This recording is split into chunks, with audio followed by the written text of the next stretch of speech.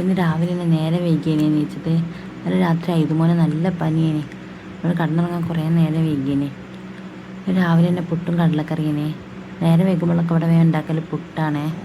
അതാകുമ്പോൾ വേഗം എളുപ്പപ്പണിയാണല്ലോ. അങ്ങനെ ചോറ്റിനുള്ള വെള്ളമൊക്കെ റെഡിയാക്കി വെച്ച്. പിന്നെ ഉച്ചക്കൊക്കെ ഒന്ന് വിചാരിച്ചത് മീൻ വറ്റിച്ചതും അതേപോലെ അവിയലുമാണ്. അങ്ങനെ മീനുക്കുള്ള ഓരോന്നും ഞാൻ റെഡിയാക്കി വെച്ചേ. ഞാനാണ് മീൻ കറി ഉണ്ടാക്കാൻ വിചാരിച്ചിരിക്കണത്. കുറേ ആയി മീൻ വറ്റിച്ച് ഉണ്ടാക്കിയത്. അപ്പോൾ എന്താവുന്നൊന്നും അറിയില്ല. അങ്ങനെ മീൻ വറ്റിക്കാനുള്ള എനിക്ക് ഓരോന്നും ഇങ്ങനെ റെഡിയാക്കി വെച്ച് അങ്ങനെ മീൻ അടുപ്പത്താക്കി. ഞാൻ പിന്നെ തിരുമ്പാനുണ്ട് ഇറങ്ങിയ കുറേ തിരുമ്പാണ്ടേനി. അതുകൊണ്ട് കുറച്ച് വാഷിംഗ് മെഷീനിലും പിന്നെ പുതിയതൊക്കെ കല്ലുമെന്നും തിരുമ്പാന്നൊക്കെ എത്തിയത്.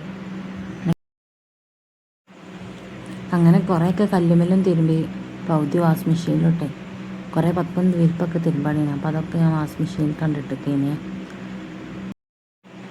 അതിൻ്റെ അടുത്ത് ഇത് നല്ല കരച്ചിലേനെ. അപ്പോൾ കുറച്ച് കഴിഞ്ഞിട്ട് ഞാൻ ചിക്കത് കുറേ നേരം വൈകിനെ ചിക്കാൻ തന്നെ. അങ്ങനെ ഓരോന്ന് ചിക്കി അതിൻ്റെ അടുത്ത് കൈതൂൻ്റെ അടുത്തൊക്കെ പോയി വെക്കും.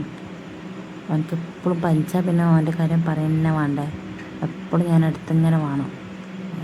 ഓനെ ഞാൻ സിറ്റൊട്ടിരുത്തിക്കൊണ്ട് ഓനോട് ഇങ്ങനെ വർത്താനം പറഞ്ഞാണ്ടേ ഞാൻ ഓരോന്ന് ഇങ്ങനെ ചിക്കുന്നത്. അങ്ങനെ വേഗം അകടിച്ചേരി തുടച്ച് ഞാൻ കുറച്ച് കഴിഞ്ഞപ്പോഴും കഞ്ഞി വേണം പറഞ്ഞു വരുന്നത്. അങ്ങനെ അവനക്ക് കഞ്ഞിക്കുള്ള കൂട്ടാനും കഞ്ഞിയൊക്കെ റെഡിയാക്കി കൊടുത്ത്. എത്ര കാലം നോണ പറഞ്ഞാണ്ടാണ് അറിയാം ഒരു മുറുക്ക് കഞ്ഞി ഞാൻ കുടിച്ചത്. കുറേ നെൽക്കിട്ടാണ്ട് ഞാൻ കഞ്ഞി കൊടുത്തിയത്. ഈ കഞ്ഞി കൂടി തന്നെ ഉണ്ടാവുള്ളൂ എന്ന് എനിക്കറിയാം. അതുകൊണ്ട് ഞാൻ കഞ്ഞി കൊടുത്ത്. പിന്നെ മീനിൻ്റെ അടുത്തൊക്കെ ഒന്ന് പോയേ.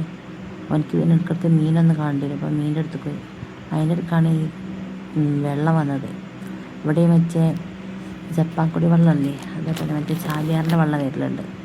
അപ്പോൾ ആ വെള്ളമൊക്കെ വന്നൊക്കെ എടുത്തിച്ച് പിന്നെ ചെടി ഇങ്ങനെ ഉണ്ട് വാടി കിടക്കണം. അപ്പോൾ അതൊക്കെ നനച്ച് സെറ്റാക്കി കൊടുക്കുക വിചാരിച്ച്. അതിൻ്റെ അടുക്കുണ്ട് എൻ്റെ റോസിന് മുട്ട എന്നാണ് ഞാൻ അങ്ങനെ നോക്കിയേനെ. പിന്നെ ഈ ചെടി ആ മീഷോന്ന് വാങ്ങിയതിന് ഒരു മുട്ട വരുന്നുണ്ട് തോന്നുന്നുണ്ട്.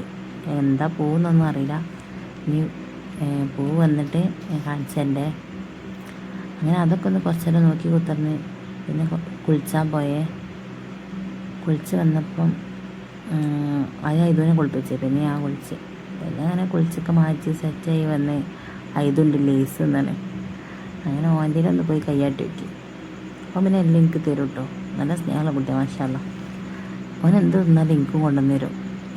പിന്നെ ഇന്ന് ബെഡ്ഷീറ്റൊന്ന് വിരിച്ചില്ലേനി. അങ്ങനെ അതൊക്കെ ഒന്ന് റെഡിയാക്കി.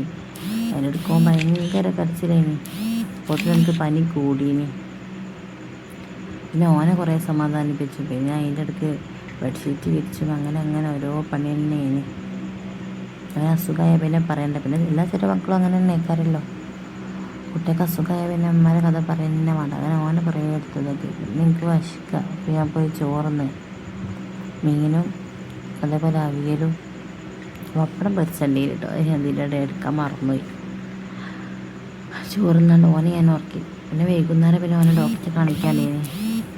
അങ്ങനെ ഡോക്ടറെ അടുത്ത് പോയി. അവിടെ മറ്റേ ഇതുണ്ടല്ലോ ക്ലീനൊക്കെ മുന്നേ സ്റ്റോക്ക് എടുത്തിട്ടുണ്ട്. അപ്പോൾ ഇതിനെ കൊണ്ടോട്ടെ. പിന്നെ ഞാൻ തിരിച്ചു വരുമ്പോൾ നല്ല മഴ. ഏതായാലും മഴയല്ലേ. അപ്പോൾ ഒരു കട്ടൻ ചായയൊക്കെ കുടിച്ച് അരിച്ചെല്ലാം കയറിയതേനെ. ചെറിയ തട്ടുകടയിൽ കയറിയതേനെ. അങ്ങനെ തട്ടുകടയിൽ കയറി ഒരു പാൽച്ചായയും സമൂസയും കട്ട്ലേറ്റും ഇനി പറഞ്ഞിട്ടുണ്ട്. ഡോക്ടറെ കണ്ടപ്പോഴത്തേനും എൻ്റെ അസുഖമായി കൂടെ പോയത് തന്നെ കണ്ടില്ലേ. പിന്നെ ഞങ്ങൾ ചായയൊക്കെ കുടിച്ച് വീട്ടിൽ പോന്നെ. അപ്പോൾ ഇന്നത്രേ ഉള്ളൂ.